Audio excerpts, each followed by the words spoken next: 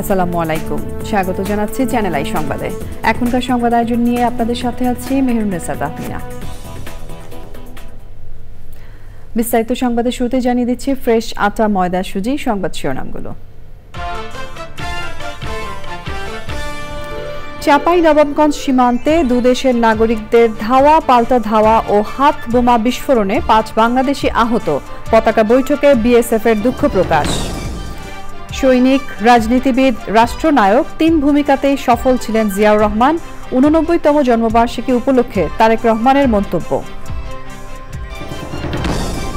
অর্থনৈতিক সংস্কারে মনোযোগ না দিয়ে ১০০রও বেশি পণ্যে ভ্যাট বাড়িয়েছে সরকার, বলছে শ্বেতপত্র প্রণয়ন কমিটি। নতুন শুল্ক ও কর প্রত্যাহার চায় বিএনপি। কোন ছাত্র সংগঠন আন্ডারগ্রাউন্ড রাজনীতি করলে তাড়ানোর হুঁশিয়ারি। ছাত্রলীগের বিচার না হওয়া পর্যন্ত ছাত্র দলের রাজপথে থাকার ঘোষণা। জুলাই ঘোষণাপত্র নিয়ে দল ও অংশীজনদের অভিমত চায় অন্তর্বর্তী সরকার। ২৩শে জানুয়ারি পর্যন্ত চিঠি দিয়ে জানানো যাবে মতামত। এবং ভোজ্য তেলের চাহিদা মেটাতে ওমেগা-3 সমৃদ্ধ তেল বীজ পেরিলা চাষে নতুন সম্ভাবনা। বাণিজ্যিক উৎপাদনে আমদানি নির্ভরতা কমানোর প্রত্যাশা।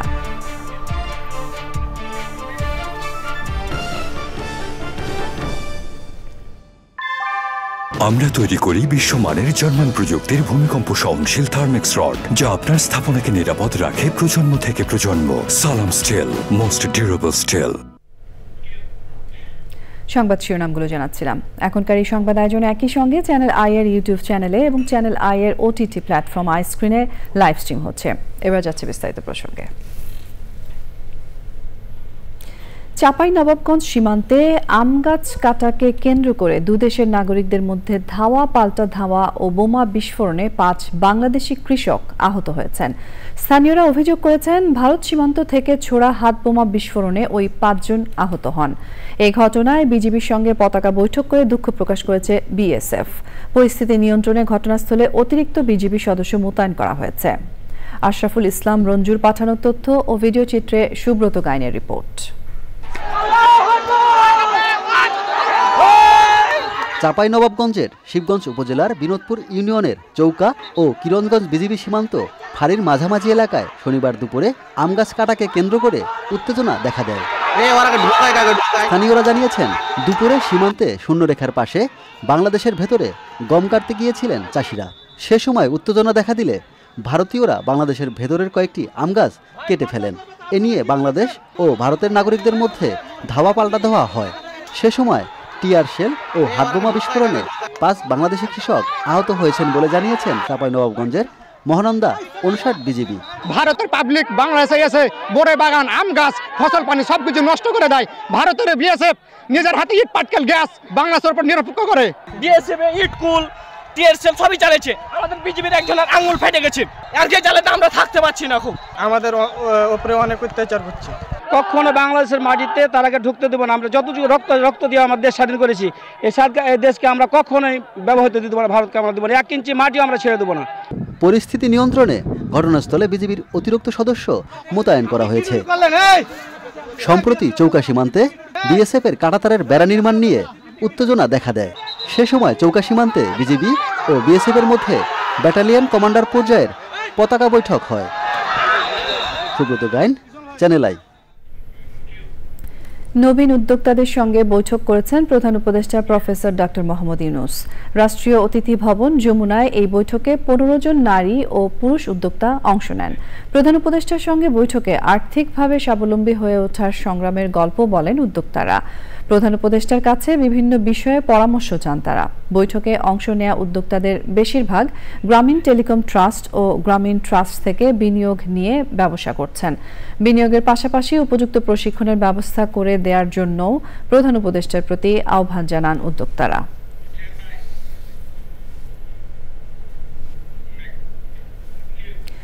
উচ্চ মূল্যস্ফীতির এই সময়েও অর্থনৈতিক সংস্কারে সরকারের মনোযোগ নেই মন্তব্য করে শ্বেতপত্র প্রণয়ন কমিটির প্রধান দেবপ্রিয় ভট্টাচার্য অভিযোগ করেন, উল্টো অবিবেচকের মতো ১০০ বেশি পণ্যে ভ্যাট বাড়িয়েছে সরকার। শ্বেতপত্র নিয়ে আলোচনায় বিগত সরকারের আমলের অর্থনৈতিক দুর্নীতির পাশাপাশি ভবিষ্যৎ করণীয় নিয়ে কথা বলেন বক্তারা। পান্থ রহমান জানাচ্ছেন বিস্তারিত। শ্বেতপত্র প্রণয়ন কমিটির আয়োজনে সিম্পোজিয়ামের শিরোনাম শ্বেতপত্র এবং অতঃপর অর্থনৈতিক ব্যবস্থাপনা, সংস্কার ও জাতীয় বাজেট। খাতভিত্তিক বিশেষজ্ঞদের পাশাপাশি অংশ নেন ব্যবসায়ী, ভোক্তা আর ভুক্তভোগীরা। যে ঋণদাতার পকেট থেকে বার্ষিক উন্নয়ন কর্মসূচির মাধ্যমে টাকা দেশি এবং বিদেশি অ্যাকাউন্টে সুবিধাপ্রাপ্ত গোষ্ঠীর কাছে চলে গেছে। There are international prescriptions that do not work for Bangladesh.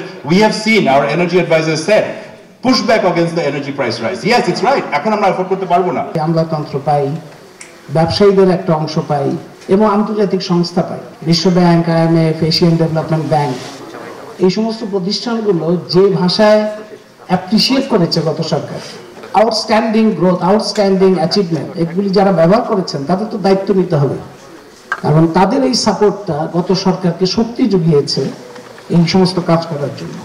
বিগত সরকারের আর্থিক দুর্নীতি ও উত্তরণের উপায় নিয়ে কথা বলেন বেশিরভাগ বক্তা। আমরা দেখে আশ্চর্য হয়ে গেছি কিভাবে অবিবেচকভাবে ভ্যাট বৃদ্ধি করা হয়েছে। প্রাতিষ্ঠানিক সংস্কার, সংসদ থেকে আরম্ভ করে স্থানীয় সরকার পর্যন্ত যতখানি মনোযোগ পাচ্ছে, বাংলাদেশের অর্থনৈতিক ব্যবস্থাপনা ততখানি মনোযোগ পাচ্ছে না। আমরা 100টা ইকোনমিক জোনের গল্প এখন থেকে আর বলবো না, আমরা মেকশিওর করবো যে 5টাতে আমরা গ্যাস, ইলেকট্রিসিটি, পানি, রোড ইনফ্রাস্ট্রাকচার এই সবগুলাকে ইনভেস্টরদেরকে প্রোভাইড করতে পারি। এতটুকু করতে পারলে আসলে প্রাইভেট সেক্টর তাদের মতো করে জায়গা করে নেবে। তবে অর্থনৈতিক বৈষম্য দূর করতে সরকারের উদ্যোগ নিয়ে আগ্রহ সবার। আপনি এখন সংস্কার করতে যদি সচিবালয়ে যান, কোন পর্যায়ে সংস্কারটা হবে? আমি একজনের রুমে ঢুকলাম, যিনি চেয়ারে বসে আছেন, ওনাকে বদলাবো নাকি চেয়ারটা বদলাবো, নাকি চেয়ারের পিছনে যে তৈলাটা আছে ওইটা বদলাবো, দেয়ালের রং বদলাবো, পিলারটা বদলাবো, দরজা বদলাবো, নাকি স্ট্রাকচারাল বদলাবো, নাকি পুরাটা ভেঙে আবার নতুন করে করতে হবে? It's a design based problem. 1 কোটি প্রান্তিক জনগোষ্ঠীকে টিসিবি পণ্য সরবরাহ করা হয়। এটাকে যখন ডিজিটাইজ করেছি আমরা, তখন আমরা দেখেছি যে প্রায় 37 লক্ষ ভুয়া কার্ডধারী এখানে আছে। টিসিবির পণ্যের দাম কিছুটা বাড়িয়ে সুবিধাভোগীদের সংখ্যা বাড়ানোর পরিকল্পনার কথা জানান উপদেষ্টা। পান্থ রহমান, চ্যানেল আই, ঢাকা। বিএনপির ভারপ্রাপ্ত চেয়ারম্যান তারেক রহমান বলেছেন, সৈনিক, রাজনীতিবিদ আর রাষ্ট্রনায়ক এই 3 ভূমিকাতেই শহীদ রাষ্ট্রপতি বিএনপির প্রতিষ্ঠাতা জিয়াউর রহমান সফল মানুষ। তার 89তম জন্মবার্ষিকী উপলক্ষে জিয়াউর রহমান ফাউন্ডেশনের আলোচনায় ভার্চুয়ালি যুক্ত হয়ে তারেক রহমান আরও বলেন, প্রতিটি ক্ষেত্রে জিয়াউর রহমান আদর্শ হয়ে থাকবেন। রাহুল রায়ের রিপোর্ট। 19 জানুয়ারি শহীদ রাষ্ট্রপতি ও বিএনপির প্রতিষ্ঠাতা জিয়াউর রহমানের 89তম জন্মবার্ষিকী।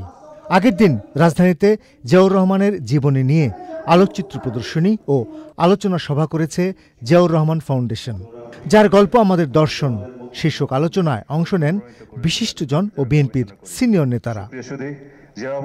লন্ডন থেকে ভার্চুয়ালি যুক্ত হন বিএনপির ভারপ্রাপ্ত চেয়ারম্যান তারেক রহমান। সঙ্গে ছিলেন তার সহধর্মিণী ও জিয়াউর রহমান ফাউন্ডেশনের vice chairman doctor Zubaida Rahman. ফাউন্ডেশনের সবাইকে ধন্যবাদ দিয়ে জিয়াউর রহমানের প্রতি শ্রদ্ধা জানিয়ে কবিতা আবৃত্তি করেন তিনি। আজ জন্মবার্ষিকী উপলক্ষে তার উদ্দেশ্যে একটি কবিতা উৎসর্গ করতে চাই। তুমি গণতন্ত্রের প্রতীক, জনতার অধিকারের অতন্দ্র প্রহরী, তুমি আশার আলোয় আরোহী, তুমি বিজয়ী, তুমি মৃত্যুঞ্জয়ী, তুমি স্বাধীনতা। বিএনপির ভারপ্রাপ্ত চেয়ারম্যান তারেক রহমান বলেছেন, জিয়াউর রহমান নিজ কর্মে সবার কাছে অনুসরণীয়।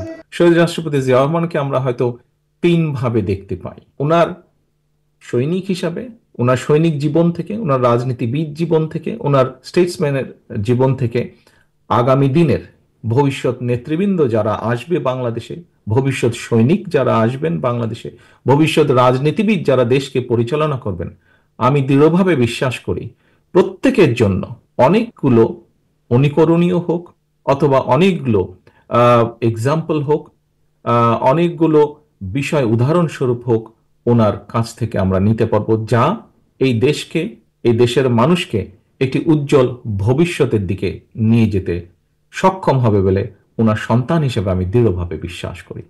প্রশ্নোত্তরে ভোট আর কথা বলার অধিকার নিশ্চিত করার প্রয়োজনীয়তার কথা বলেছেন তারেক রহমান।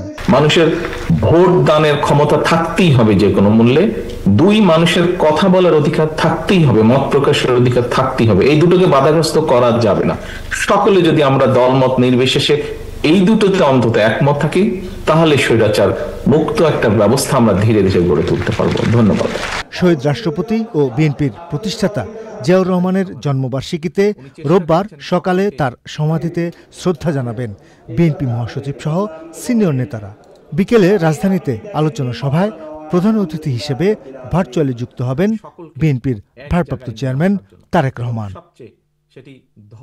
Rahul Roy, channel I, Dhaka.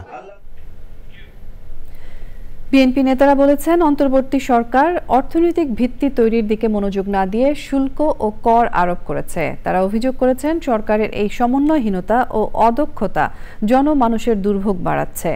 সরকারি কর্মকর্তা কর্মচারীদের মহার্ঘ ভাতা দেওয়ার সিদ্ধান্তের সমালোচনা করে বিএনপি নেতারা বলেছেন, এখনও সচিব পর্যায়ে তদবির বাণিজ্য বন্ধ করতে পারছে না অন্তর্বর্তী সরকার। মইনুল হাসানের রিপোর্ট।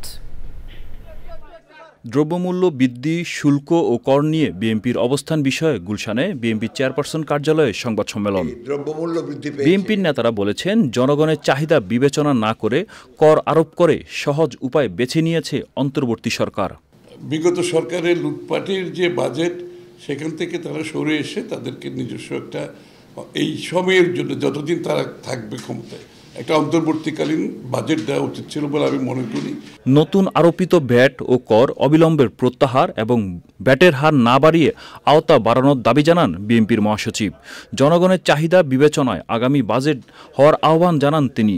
সরকার নীতি সুধার বাড়িয়ে মুদ্রাস্ফীতি নিয়ন্ত্রণের চেষ্টা করছে, কিন্তু বাংলাদেশের মতো দেশে শুধু নীতি সুধার বাড়িয়ে মুদ্রাস্ফীতি নিয়ন্ত্রণ করা সম্ভব নয়।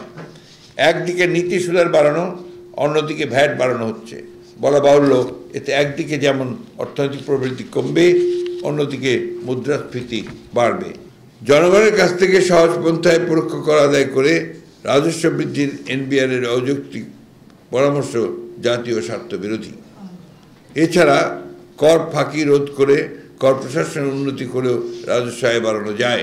বর্তমান পরিস্থিতিতে মহার্ঘ ভাতা বাড়ানোর সিদ্ধান্ত বাড়াবাড়ি বলে সমালোচনা করেন বিএনপির মহাসচিব। আপনার মহার্ঘ ভাতা তো কিছুটা ইনফ্লেশন বাড়াবে, কিন্তু সাধারণ মানুষের তাদের তো আপনার কোনো আয় বাড়ছে না, এটা একটা সমস্যা। তো জবাবদিহিতা নিশ্চিত করলে আপনার অনেক সমস্যাই সমাধান হয়ে যায়। সংবাদ সম্মেলনে জনকল্যাণমূলক বিভিন্ন কর্মসূচি গ্রহণ ও দ্রুত নির্বাচন দিতে সরকারকে তাগিদ দেন বিএনপির নেতারা। Monirul Hasan, channel I, Dhaka. কোনো ছাত্র সংগঠন আন্ডারগ্রাউন্ড রাজনীতি করলে ফ্যাসিস্টদের মতো তাদের তাড়ানো হবে বলে জানিয়েছে ছাত্রদল নেতারা। নিষিদ্ধ সংগঠন ছাত্রলীগের বিচার না হওয়া পর্যন্ত মার্চ ফর জাস্টিস রাজপথে নেমে আসবে বলে হুঁশিয়ারি দেন তারা। কেন্দ্রীয় শহীদ মিনারে মার্চ ফর জাস্টিসের কর্মসূচিতে এসব কথা বলেন ছাত্রনেতারা।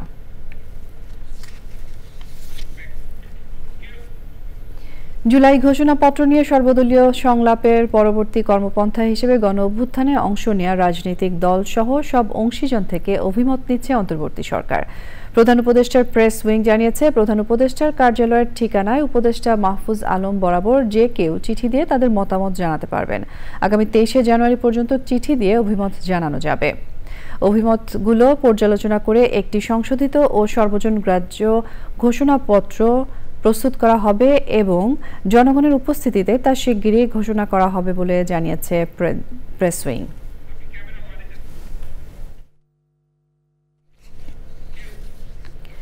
জ্ঞাত আয় বহির্ভূত সম্পদ অর্জনের অভিযোগের মামলায় গ্রেফতার Bangladesh financial intelligence unit BFIU এর সাবেক প্রধান মাসুদ বিশ্বাসকে কারাগারে পাঠানো হয়েছে। জিজ্ঞাসাবাদের জন্য রোববার তাকে আদালতে তুলে 5 থেকে 10 দিনের রিমান্ড চাইবে দুদক। কমিশন জানিয়েছে, বিভিন্ন দুর্নীতির অভিযোগে যাদের বিরুদ্ধে মামলা হয়েছে তাদের সবাইকে একে একে গ্রেফতার করা হবে।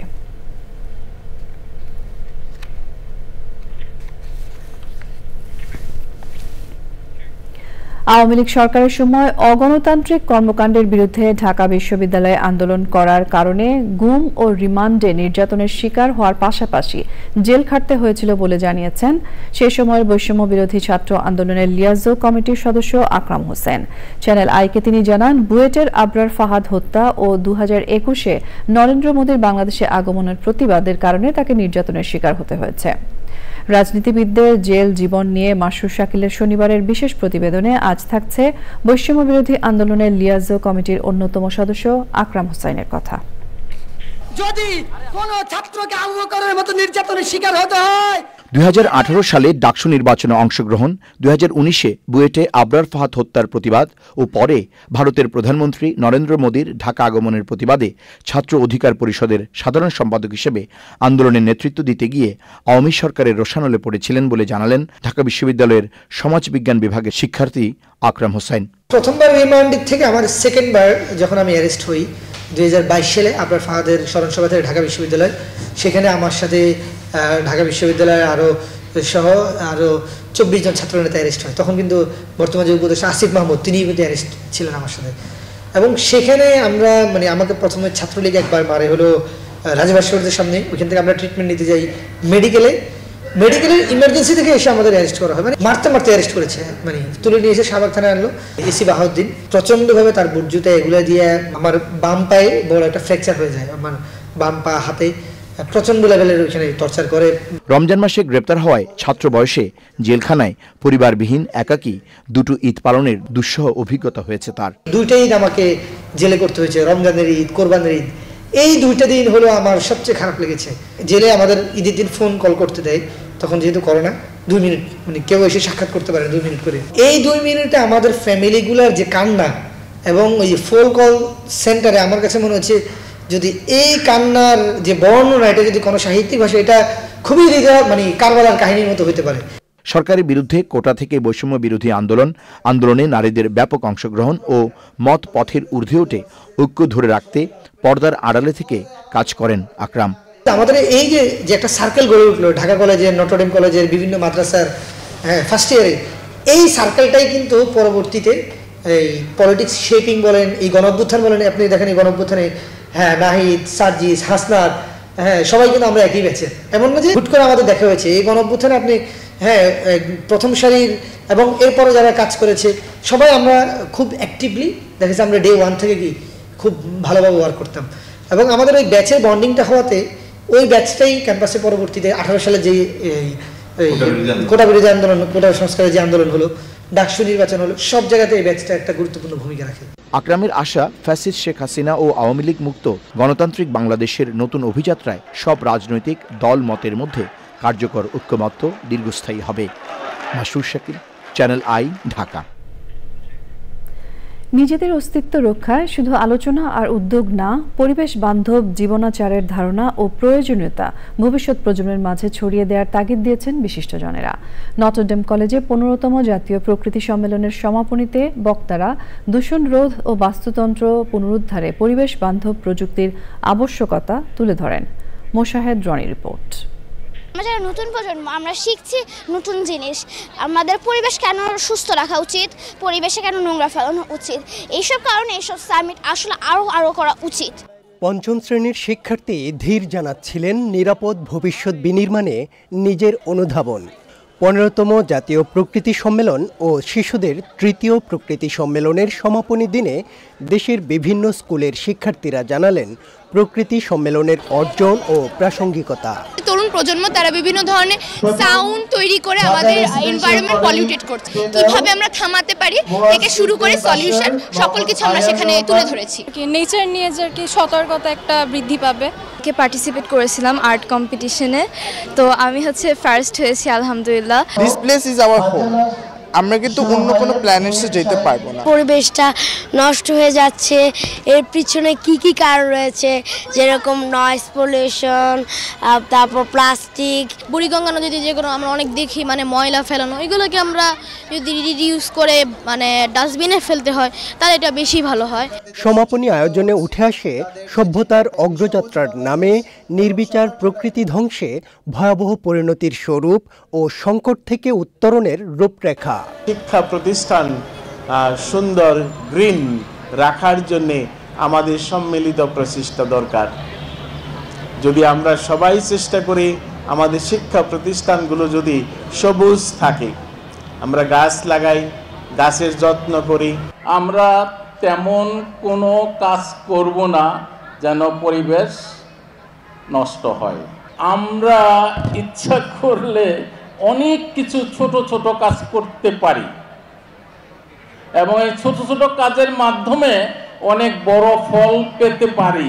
পরিবেশ প্রতিবেশ সংরক্ষণের প্রত্যয়ে বিভিন্ন ইভেন্টে অংশ নেওয়া বিজয়ী শিক্ষার্থীদের স্বীকৃতি জানানো হয়। আয়োজনের সহযোগী পরিবেশ অধিদপ্তর, IUCN, বন অধিদপ্তর এবং প্রকৃতি ও জীবন ফাউন্ডেশন সহ 12টি প্রতিষ্ঠান। সম্মেলনের মিডিয়া পার্টনার চ্যানেল আই।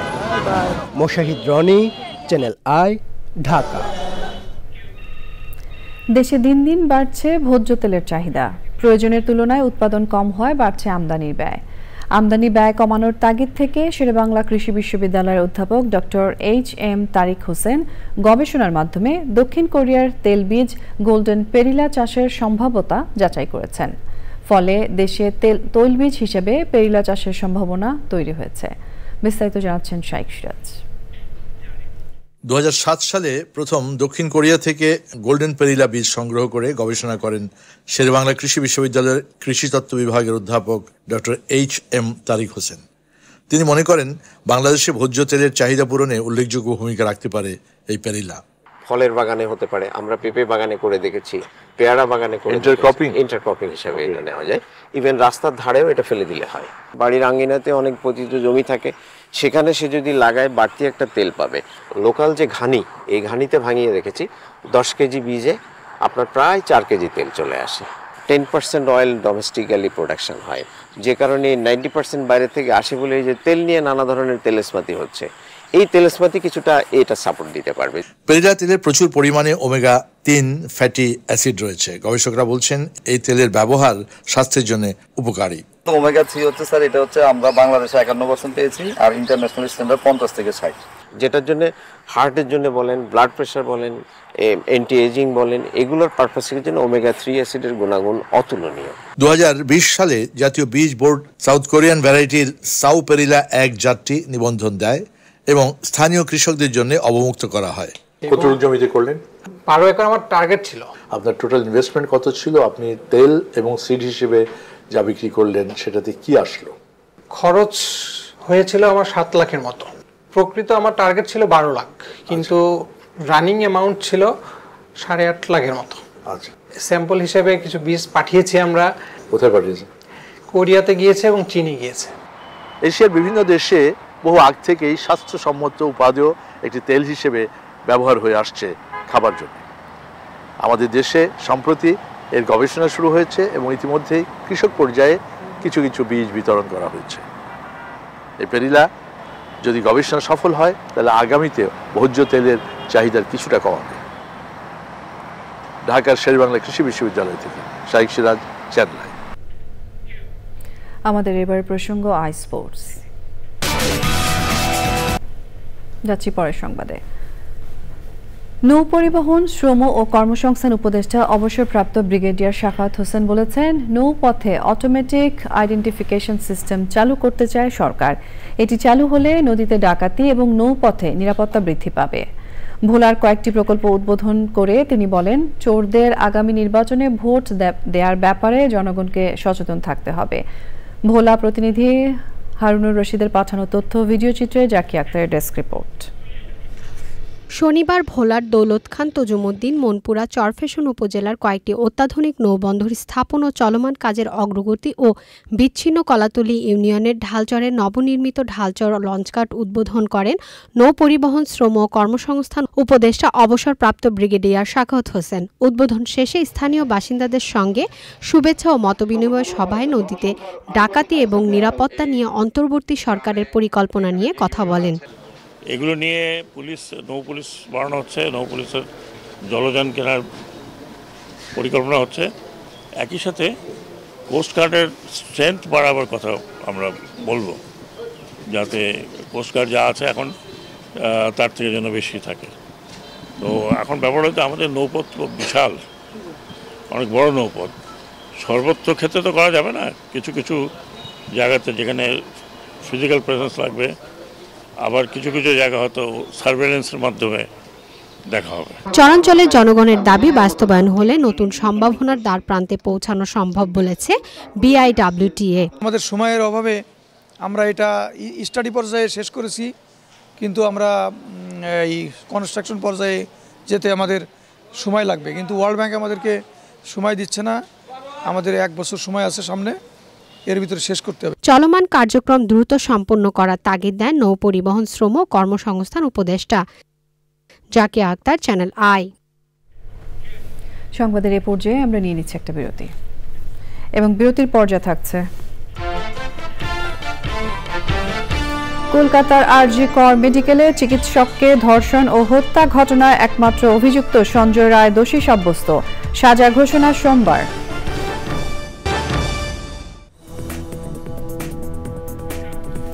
স্বাগত জানাচ্ছি আরও একবার চ্যানেল আই সংবাদে।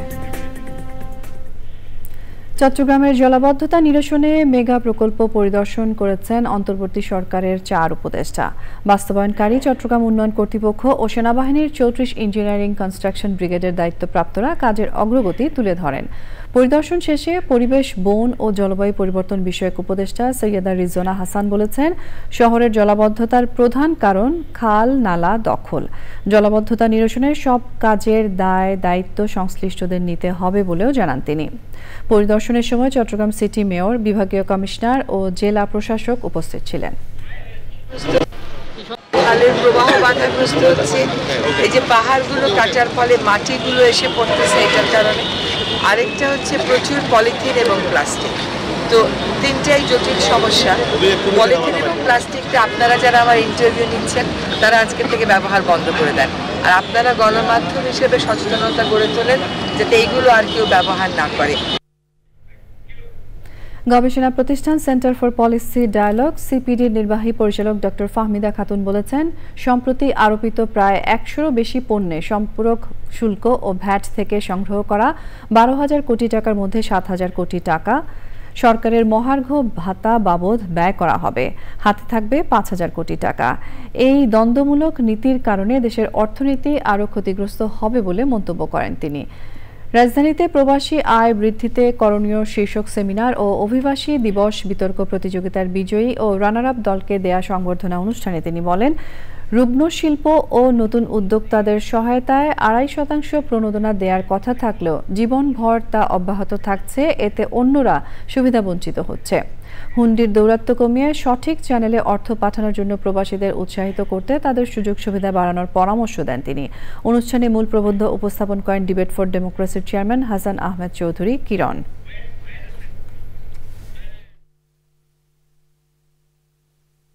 100টার উপরে পণ্যের উপরে যে পণ্য এবং সেবার উপরে ভ্যালু এডেড ট্যাক্স, মূসক মূল্য সংযোজন কর এবং সাপ্লিমেন্টারি ডিউটি সব সম্পূরক শুল্ক দেওয়া হলো, এবং সেটার মাধ্যমে তারা 12,000 কোটি টাকা আদায় করবেন বলেছিলেন। এটার কি কোনো সোশ্যাল ইম্প্যাক্টটাকে চিন্তা করা হয়েছে? তো সাধারণ জনগণের উপর যে পড়বে, আর অন্যদিকে আরেকজনকে তাদেরকে সুবিধা দিচ্ছি, এইরকম যে দ্বন্দ্বমূলক নীতিমালা, এই দ্বন্দ্বমূলক নীতিমালার কারণেও কিন্তু আমাদের অর্থনীতিতে অনেক ক্ষতি হয়ে যাচ্ছে, যেটা আগে অনেক বেশি হতো। এবারে রয়েছে নিটুল টাটা আন্তর্জাতিক সংবাদ।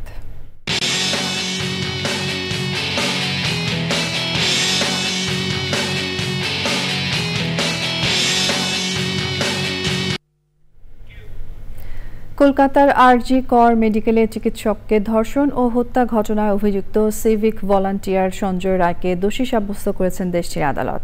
শনিবার দুপুরে শিয়ালদহ আদালত ভবনে এজলাস বসে। সে সময় বিচারক অনির্বাণ দাস সঞ্জয়কে জানান তাকে দোষী সাব্যস্ত করা হচ্ছে। মাত্র 12 মিনিটে রায় ঘোষণা করেন বিচারক। রায় শুনে আদালতের ভেতরেই নিজেকে নির্দোষ বলে দাবি করেন সঞ্জয়। বিচারককে তিনি জানান তাকে ফাঁসানো হচ্ছে। এ বিষয়ে বিচারক বলেন, সাক্ষী এবং সিবিআই এর আইনজীবীদের নথি ও তথ্য প্রমাণে তাকে দোষী সাব্যস্ত করা হয়েছে। সোমবার দুপুর 12:30টায় সঞ্জয়ের বক্তব্য শোনা হবে এবং ওই দিনই সাজা ঘোষণা করা হবে। গত বছরের 9 আগস্ট মধ্যরাতে আরজি কর হাসপাতালের সেমিনার হলে এক চিকিৎসক ধর্ষণ ও খুনের শিকার হন। iScreen সাংস্কৃতিক সংবাদ।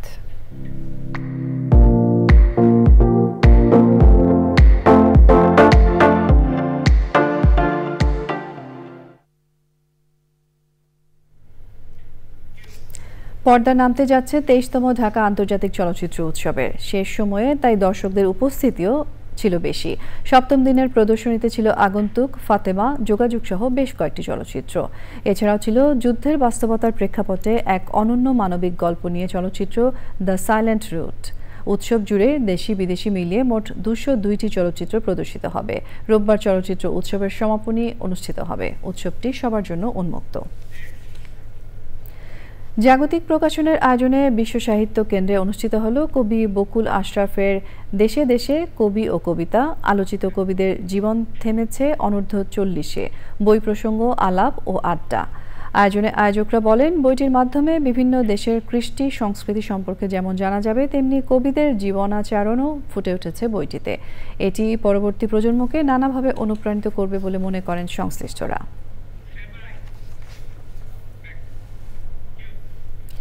৪৭তম প্রতিষ্ঠা বার্ষিকী উদযাপন করল পদাতিক নাট্য সংসদ। প্রতিষ্ঠার পর থেকে সংস্কৃতির সব শাখায় পদচারণার মাধ্যমে বাংলাদেশের সামাজিক এবং সাংস্কৃতিক আন্দোলনের সাথে পদাতিক নাট্য সংসদ যুক্ত থেকেছে বলে তুলে ধরেন সংগঠন সংশ্লিষ্টরা। বার্ষিকী উদযাপনে মঞ্চস্থ করা হলো অটিজম সচেতনতা নিয়ে নাটক প্রেরণার 19তম প্রদর্শনী। অটিজম সম্পর্কে সামাজিক সচেতনতা গড়ে তুলতেই এমন প্রদর্শনী বলেন আয়োজকরা। প্রদর্শনীতে সুইড বাংলাদেশের বিশেষ চাহিদা সম্পন্ন শিশুরাও অংশ নেয়।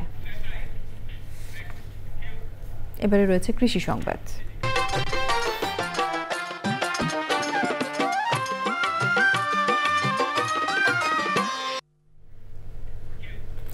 বাম্পার ফলনের আশায় ফরিদপুরের কালো সোনা খ্যাত পেঁয়াজ বীজ আবাদ শেষ হয়েছে। গত বছরের চেয়ে এবছর লাভের আশায় বেশি জমিতে পেঁয়াজ বীজ আবাদ করেছেন চাষিরা।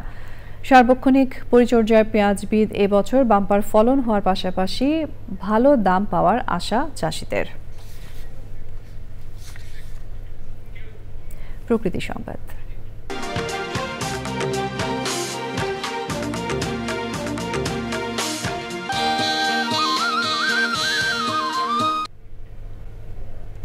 শীত এলেই প্রকৃতি সেজে ওঠে নতুন রূপে। প্রকৃতির এমন রূপ দেখতে এক স্থান থেকে অন্য স্থানে ছুটে চলেন প্রকৃতিপ্রেমীরা।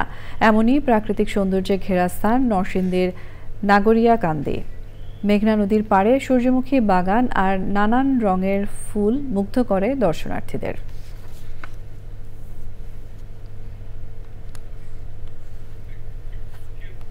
সংবাদের এ পর্যায়ে আমরা আরও নিয়েছি একটা বিজ্ঞাপন বিরতি এবং বিরতির পর্যায়ে থাকছে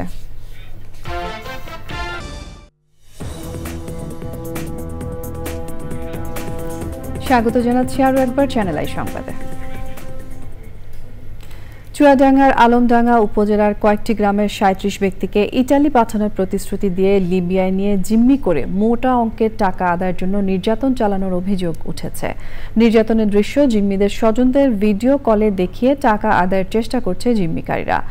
ঋণ নিয়ে টাকা দেয়া হলেও জিম্মিদের মুক্তি মিলছে না। চুয়াডাঙ্গা প্রতিনিধি রাজীব হাসান কোচির পাঠানো তথ্য ভিডিওচিত্রে রাজীব আহমেদের রিপোর্ট। লিবিয়ায় স্বজনদের উপর ভয়াবহ নির্যাতনের বর্ণনা তুলে ধরেন জিম্মি যুবকদের স্বজনরা। ইটালিতে নিজের নাম করে এখন লিবিয়াতে বন্দী করে আছে 1 বছর। তার উপরে খুব নির্যাতন মারধর করছে। ফের আমরা 3 লক্ষ টাকা দিই, দেওয়ার পরে তাতেও তার মনে করে আমাকে ছেলেপিলে নিস্তার হয় না। না হওয়ার পরে ফের কিছুদিন 2 মাস হওয়ার পরে ফের 5 লক্ষ টাকা দাবি করে। সেই 5 লাখ টাকা পুরা দেওয়া লাগে। সকলে বলছে যে আমাকে ছেলে ঘুরি দাও আর নাইতে পার করে দাও, আমরা টাকা দিতে পারছি না, টাকা করে দিতে দেবো। সকলেই তো গরিব মানুষ। মারধর করছে, হাতের আঙুল কেটে ফেলে দিয়েছে, হাওয়া করছে, খুব যন্ত্রণা। মানব পাচার প্রতিরোধ আইনে মামলা করেছেন স্বজনরা। অভিযুক্তদের বিরুদ্ধে একাধিকবার অভিযান চালানো হয়েছে বলে জানিয়েছে পুলিশ। মামলা রুজু হওয়ার পর ইতিমধ্যে আসামিরা সবাই ঢাকা দিয়েছে। আমাদের একাধিক টিম, জেলা গোয়েন্দা সংস্থা সহ যারা রয়েছে সবাই আমরা অভিযান অব্যাহত রয়েছি এবং এখানে আইনগত যত পদক্ষেপ নেওয়া দরকার ইনশাল্লাহ আমরা সেটা পদক্ষেপ গ্রহণ করবো, যাতে করে ভিকটিম এবং তাদের পরিবারগুলো এই বিষয় থেকে তারা রক্ষা পায়। দোষীদের আইনের আওতায় আনার প্রতিশ্রুতি দিয়েছে স্থানীয় প্রশাসন। বিভিন্নভাবে বিভিন্ন সময়ে তার পরিবারকে মানে টাকা পয়সা প্রেরণের জন্য চাপ দেয় এবং এটি জানার পরেই ওদের সাথে বিস্তারিত আলোচনা করে পুলিশ সুপারের সাথে আমি বিষয়টা আলোচনা করেছি। পুলিশ অপরাধীদেরকে বের করে আশা করি শীঘ্রই একটু শাস্তির আওতায় নিয়ে আসবে। জিম্মিদের মুক্ত করতে কার্যকর পদক্ষেপ নিতে বৈদেশিক কর্মসংস্থান মন্ত্রণালয় সহ সংশ্লিষ্টদের কাছে দাবি জানিয়েছেন ভুক্তভোগী পরিবারের সদস্যরা। Rajib Ahmed, channel I. Sandhani life insurance company লিমিটেডের মানি লন্ডারিং ও সন্ত্রাসী অর্থায়ন প্রতিরোধ নিয়ে প্রশিক্ষণ কর্মশালা রাজধানীর তেজগাঁওয়ে MH সমরিতা হাসপাতাল অ্যান্ড মেডিকেল কলেজের স্টেডিয়ামে অনুষ্ঠিত হয়েছে। কোম্পানির ব্যবস্থাপনা পরিচালক ও CEO নিমাই কুমার সাহার সভাপতিত্বে অনুষ্ঠানে প্রধান অতিথি ছিলেন বাংলাদেশ ব্যাংকের ফিনান্সিয়াল ইন্টেলিজেন্স ইউনিটের পরিচালক মোহাম্মদ মুস্তাকুর রহমান। প্রশিক্ষণ কর্মশালায় রিসোর্স পার্সন ছিলেন বাংলাদেশ ব্যাংকের ফিনান্সিয়াল ইন্টেলিজেন্স ইউনিটের অতিরিক্ত পরিচালক মোহাম্মদ ইমতিয়াজ হারুন এবং যুগ্ম পরিচালক দিলীপ চন্দ্র দাস। চট্টগ্রামে অন্তর্বর্তী সরকারের প্রয়াত উপদেষ্টা AF হাসান আরিফের স্মরণ সভা ও দোয়া মাহফিল অনুষ্ঠিত হয়েছে। খান বাহাদুর ফাউন্ডেশনের উদ্যোগে চট্টগ্রাম সিটি কর্পোরেশনের সাবেক মেয়র ও সাবেক সংসদ সদস্য মাহমুদুল ইসলাম চৌধুরীর সভাপতিত্বে অনুষ্ঠিত স্মরণ সভায় প্রধান অতিথি ছিলেন চট্টগ্রাম সিটি কর্পোরেশনের মেয়র ডক্টর শাহাদাত হোসেন। আরও বক্তৃতা করেন Bangladesh America chamber of commerce and ইন্ডাস্ট্রিজের senior vice president Raihanul Islam Chowdhury, upazila নির্বাহী কর্মকর্তা মোহাম্মদ জমশেদুল আলম, সহকারী কমিশনার মোহাম্মদ জসিম উদ্দিন সহ অন্যরা। গণ অভ্যুত্থানে শহীদ ইসমাইলের মৃত্যুর ঘটনায় ডেল্টা হেলথ কেয়ারের চিকিৎসক, কর্মকর্তা ও নিরাপত্তা প্রহরী সহ 5 জনকে কারাগারে পাঠিয়েছে আদালত। শনিবার ঢাকার CMM কোর্টের বিচারক এই আদেশ দেন। গত 19 জুলাই রামপুরায় পুলিশের গুলিতে আহত হয়ে হামাগুড়ি দিয়ে ডেল্টা হেলথ কেয়ারের সিঁড়ি পর্যন্ত পৌঁছান রিকশা চালক ইসমাইল। এই ঘটনায় চিকিৎসায় অবহেলার অভিযোগে এক চিকিৎসক সহ 5 জনকে শুক্রবার রাতে গ্রেফতার করে মতিঝিল থানা পুলিশ। পরে আবেদনের পরিপ্রেক্ষিতে তাদের কারাগারে পাঠান আদালত, তবে এই দিন তাদের আদালতে তোলা হয়নি।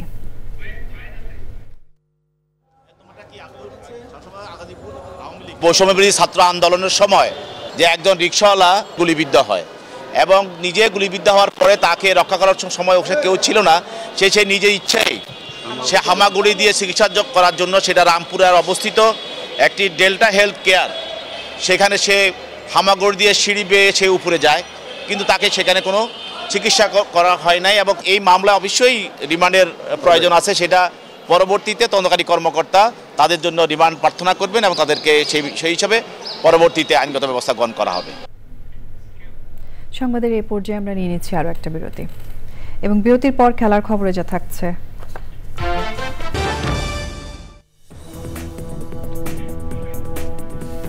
স্বাগত জানাচ্ছি আরও একবার চ্যানেল আই সংবাদে।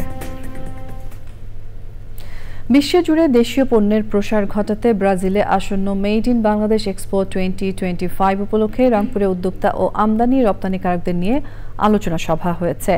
Bangladesh Brazil chamber of commerce and industries BBCCI এর উদ্যোগে রংপুর চেম্বার মিলনায়তনে সভায় প্রধান অতিথি ছিলেন ব্রাজিল দূতাবাসের deputy head of mission Leonardo de Oliveira জানজে। রংপুর চেম্বারের প্রেসিডেন্ট আকবর আলীর সভাপতিত্বে বক্তৃতা করেন BBCCI এর পরিচালক ইমরান চৌধুরী, মহাসচিব জয়নাল আবেদিন ও অন্যরা। সে সময় ব্রাজিলের বাজারে বাংলাদেশি পণ্যের চাহিদা ও ব্রাজিল থেকে পণ্য আমদানির বিভিন্ন সুবিধা তুলে ধরা হয়। আগামী 15 থেকে 18 জুন ব্রাজিলের সাও পাওলোতে প্রথমবারের মতো মেড ইন বাংলাদেশ এক্সপো হতে যাচ্ছে। To join the Expo 2025 in São Paulo, it's the first step, a great opportunity to come to Brazil, to connect with other partners from the private sector, to meet people, to hand over visit cards, and make commerce, start investment opportunities, find out investment opportunities. Bangladeshi Canadian তরুণদের মানসিক স্বাস্থ্য পরিস্থিতি বেশ উদ্বেগজনক বলে মন্তব্য করেছেন বক্তারা। 17 জানুয়ারি সংগঠনের টরন্টোর ডেনফোর্থে আয়োজিত বাংলাদেশি কানাডিয়ান তরুণদের মানসিক স্বাস্থ্যের চ্যালেঞ্জ এবং উত্তরণ শীর্ষক আলোচনা সভায় বক্তারা বলেন, একাকিত্ব, বর্ণবৈষম্য, অর্থনৈতিক চাপ, অভিভাবকত্বের সমস্যা, শিক্ষাগত চাপ ও প্রযুক্তির অতিরিক্ত ব্যবহারের মতো কারণে তরুণরা মানসিক সমস্যায় ভুগছে। এই বিষয়ে সচেতনতা তৈরি ও সমাধানের পথ খুঁজতে Bengali information and employment services এই আলোচনা সভার আয়োজন করে। সভায় বিভিন্ন শ্রেণী পেশার প্রতিনিধিরা উপস্থিত ছিলেন। এবারে রয়েছে খেলার খবর।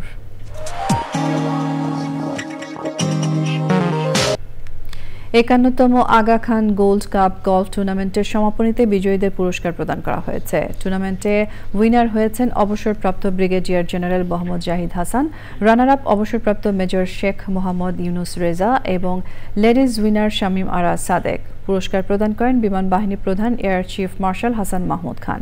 কুর্মিটোলা গলফ ক্লাব আয়োজিত 3 দিনের টুর্নামেন্টে দেশি বিদেশি 500 গলফার অংশ নেন।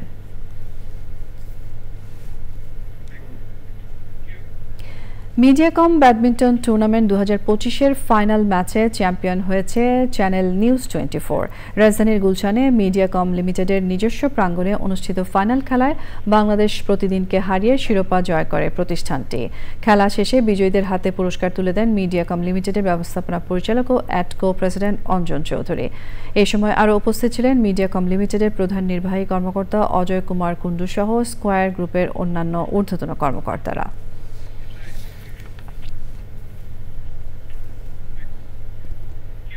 সংবাদ শেষ করব ফ্রেশ আটা ময়দা সুজি সংবাদ শিরোনামগুলো আরও একবার জানিয়ে দিয়ে। চাঁপাইনবাবগঞ্জ সীমান্তে দুদেশের নাগরিকদের ধাওয়া পাল্টা ধাওয়া ও হাত বোমা বিস্ফোরণে 5 বাংলাদেশি আহত। পতাকা বৈঠকে বিএসএফ এর দুঃখ প্রকাশ। সৈনিক, রাজনীতিবিদ, রাষ্ট্রনায়ক 3 ভূমিকাতেই সফল ছিলেন জিয়াউর রহমান। 89তম জন্মবার্ষিকী উপলক্ষে তারেক রহমানের মন্তব্য। অর্থনৈতিক সংস্কারে মনোযোগ না দিয়ে 100-এরও বেশি পণ্যে ভ্যাট বাড়িয়েছে সরকার, বলছে শ্বেতপত্র প্রণয়ন কমিটি। নতুন শুল্ক ও কর প্রত্যাহার চায় বিএনপি। কোনো ছাত্র সংগঠন আন্ডারগ্রাউন্ড রাজনীতি করলে তাড়ানোর হুঁশিয়ারি। ছাত্রলীগের বিচার না হওয়া পর্যন্ত ছাত্র দলের রাজপথে থাকার ঘোষণা। জুলাই ঘোষণাপত্র নিয়ে দল ও অংশীজনদের অভিমত চায় অন্তর্বর্তী সরকার। 23শে জানুয়ারি পর্যন্ত চিঠি দিয়ে জানানো যাবে মতামত।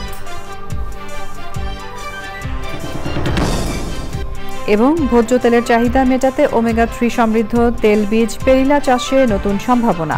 বাণিজ্যিক উৎপাদনে আমদানি নির্ভরতা কমানোর প্রত্যাশা।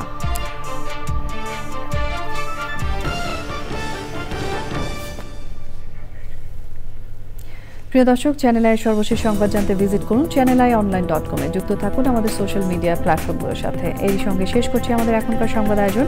ধন্যবাদ এতক্ষণ সঙ্গে থাকার জন্য।